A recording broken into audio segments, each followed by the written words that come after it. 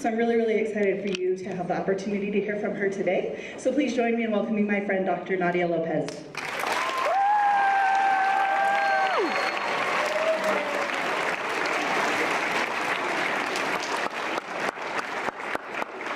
Good morning. Morning. Wait a minute. So I'm gonna be honest, a couple of things. First off, this is my first time in Utah. So when I say good morning, and I've heard really great things about Utah, I need some love. Good morning. Good morning. Yes. That's what I wanted to hear. Second thing I wanted to let you know is I woke up this morning in a state of panic.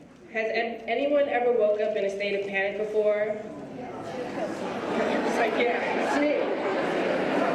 Okay. So, I woke up in a state of panic because I was like, I don't know what to say. I never write down what I'm gonna talk to people about. I usually walk into a room, try to feel out who are the people I'm gonna speak to, what's going on in my life. But this morning, I woke up in a state of panic because yesterday I had the most terrible day. Anyone has ever had a terrible day? That every single thing that happens is just terrible? And you're like, seriously, is this my life right now? Okay. So, let me share with you my day before I share with you who I am. So yesterday, 2 days ago, we're on our midwinter vacation in New York City.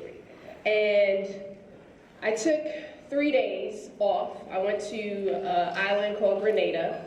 And anyone who's ever traveled to an island, the amount of time it takes you to get to the airport, check into the airport, get on the plane, actually sit on the plane, get off the plane, go through immigrations and customs, you lose about half a day. So I technically had one good solid day to spend on the beach, to then get back on the plane, to get to New York. And I got back on Wednesday and realized I had to pack to leave on Thursday. Now, I should have been here much earlier yesterday. However, my alma mater, Wagner College, where I graduated from, decided that they were gonna have this Black History Month event and wanted me to participate on a panel. At first, I was like, I could just Skype in because I'm going to Utah because I'm gonna see some awesome kids, and that's what we have technology for. But then they said, oh, Dr. Lopez, you know, we would really like you to come. And I'm like, well, we could really use Skype. And they said, okay, if you have to. But then I figured, guess what? It's the school that I graduated from, and I love my alma mater. It's a place where I felt like I found who I was in terms of my purpose, in terms of, I went to school to be a nurse before I went into education, and I had some of the most amazing professors. So I figured I'll do the change because if they're asking me to speak to the next generation of students who are coming behind me, it's my obligation. So, okay, great, I changed my schedule around. My flight to Utah is now at 9:15 in the evening. I need to be at Wagner College at about 4 o'clock, but that means they need to pick me up about 2 o'clock. But when I woke up, it was torrential downpour. It was pouring, and I hadn't packed. Now this is Thursday. I told you on Wednesday I should have packed. So, I'm not familiar with Utah. I saw that it was gonna be snow. I said, okay, I gotta break out all of my sweaters because I just had t-shirts and shorts on. I pack everything. My bag, I thought I could put in the small bag, and then I realized I needed to go to the larger bag because I need to put everything in there. And as I'm pulling everything, things are falling out of my side bag, and now the cab person is calling my phone saying, hello, I've been waiting. So I get outside, torrential downpour. He is about 4 feet from where I'm standing. I literally had to walk up to the car in the rain. He rolls down the window and says, and where are you going? I'm like, there's no one else out here. I'm going to Wagner College. He was like, oh, okay. So he gets out the car, and then proceeds to put my stuff in the bag. Now, his car smells like he's been smoking for 20 years straight, right? And so now my eyes are watery, I have allergies, I'm sneezing, and he's not talking to me, I'm not talking to him, because I've been standing in this rain and he wasn't nice. And as I'm sitting there, my assistant calls me and says, "So how's it going?" And you know that awkward, like, the person is right next to you and you're like, "I'm not used to this." She's like, "What do you mean?" I was like, "It's just not what I'm used to." But I can't speak, so now he wants to put the music on because he's aware that I'm talking about him. So I was like, I text her and I was like, this isn't what I was expecting. So when I drive back to the airport, I need us to change this because I don't want any situation that I can't get to Utah tonight. So I get to the college. The college, now, you have to go from one side of the college to the other, but the cab driver is going to drop me off by a gazebo. Gazebos are open, right? So now the water's hitting me this way and hitting me this way, and I'm like, Lord, is this my life right now? So the security officer comes up to me, "Dr. Lopez, don't worry, we're going to get you a ride. Don't worry about it." He comes with a golf cart. Yeah, in the rain. He wipes down the seats and he's like, "Don't worry about it. I got you all covered." I'm like, it's raining in here, so now I got an umbrella. And I'm like this. So he drives me around, takes me to where the event is supposed to happen, and the people there are like, "Oh no, it doesn't start now. You gotta take her on the other side." I'm like, in the golf cart? He was like, "Well, I'm gonna take it slow this time." I was like, "No, just drive on fast, it's okay." So I get there, I have a good conversation with the president, the vice provost, everything is great. And then, they now have to take me back. Again, on the golf court. Now it's dark, it's colder. And in that moment I said, "God, I'm not even gonna complain. It doesn't even make sense. Tomorrow I'm going to be in front of a bunch of outstanding, amazing young people. So whatever this day is going to look like, it's going to already happen. I'm going to be talking to adults. They'll be fine." As soon as I said that, we get to the other side. I'm sitting down, and this guy sits next to me, and he was like, "Wagner class of '80, yeah!" And I was like, "I'm 98. Sorry, but yeah, Wagner." He was like, "I'm so proud of you being an alumni from Wagner. You're doing amazing things." I was like, "Okay, and who are you?" He was like, "I'm from the Deputy Borough President's office, and it's kind of like the mayor within our town where we already have a mayor, but they have a significant amount of power."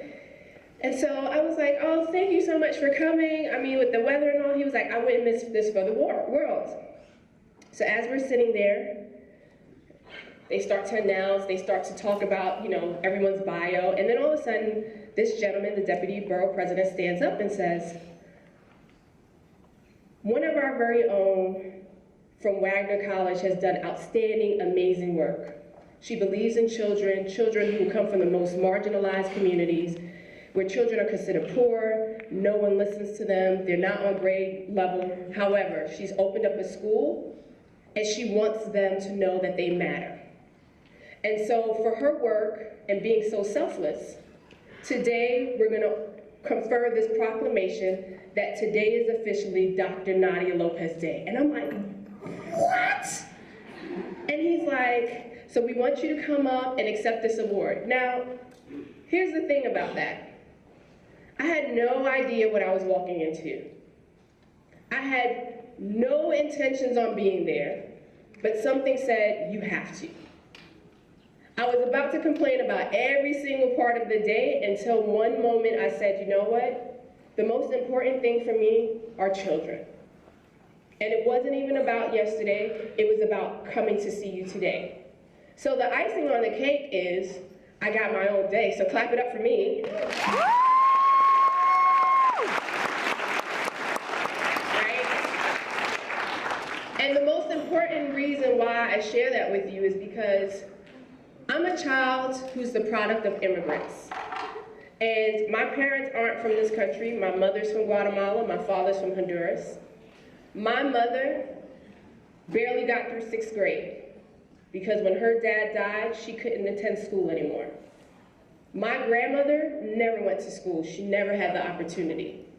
My father only had a 9th grade education because when he moved from one area of Honduras to another part, they didn't have any of his paperwork to show that he was actually in the 11th or 12th grade. So they made him go all the way back. And he felt like, I'm like the tallest, oldest person in the classroom. So essentially he dropped out. When my parents came to the United States of America, they didn't know each other. They actually met each other at a dance in the Bronx. We're from Brooklyn, so it's kind of a difference. And they got married, and my mom's full responsibility was to take care of me to make sure that I got the best education. My mother's jobs growing up, she was a seamstress. She took care of homes.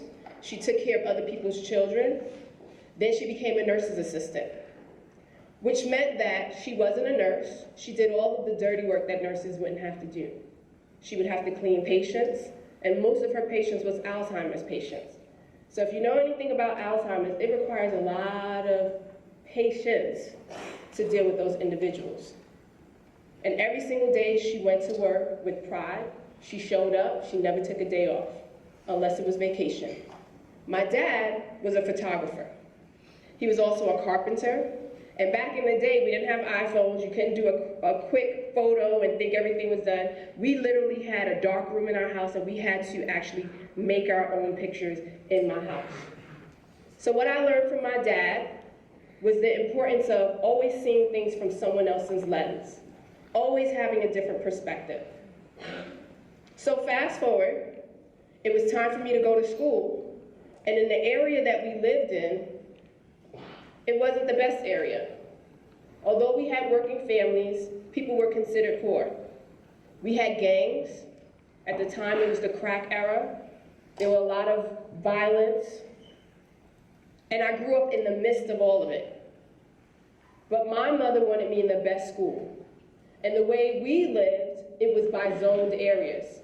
The best school literally was 5 blocks away. But because my zip code was different, I could not attend that school.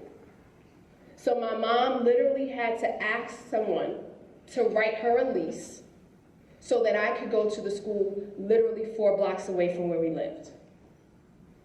In doing so, she changed the entire trajectory of my life. Because my friends who went to the school that was closest to us ended up in jail, ended up dying. Some of the young women ended up pregnant, having kids early by 13 or 14 years old. But because of the school that I went to, because of the teachers who taught me, because of my family's belief that education was the only thing that was worth anything, more than any dollar you could ever have, my life changed. So fast forward, I then decide I'm going to go to Wagner College, but before I get there, I go to high school. Now, my elementary school was amazing. My middle school was great. I learned a lot in middle school, actually. And then I went to high school, one of the best high schools that I would ever say in New York City at the time, which was A. Philip Randolph High School. But there was one teacher who did not fully believe in me. I'm not good at math. How many people are not that really good at math? Oh, yes, I feel your pain. I feel your pain. Yeah, some people have their hands a little stretched a little longer, so any math teacher in here, right? Math is one of those things that some people get it quick, and some people don't. I'm a visual learner, so if you're talking to me about math, I'm kind of like lost. It's like wah, wah, wah, wah, wah, wah, wah, wah. And then I fall asleep. Any of you have ever fallen asleep in a class? You didn't want to, but yeah, it happens. That was me every day in math. Every single day. I feel like that's me. But I never fell asleep. I never fell asleep in biology. I never fell asleep in English. But math was just really hard because the teacher that taught us didn't teach to my ability. He didn't teach the way I understood it. Neither did he ever sit next to me and ask me, why don't you get it? Or show me what it is that you're struggling with. That would have probably changed my life. So when I got to high school, it just got extremely worse because I was like, this is just a lot of variables and numbers and symbols, and why do I need this? Because what part of life is going to require this? And so the teacher that I had, what she did was, she recognized that I was coming to class every day late, but I got to school every day on time. Like, it took me an hour to travel on the train every single day. I always took the same train. I got to school at the same time every single day. I just used to hang out in the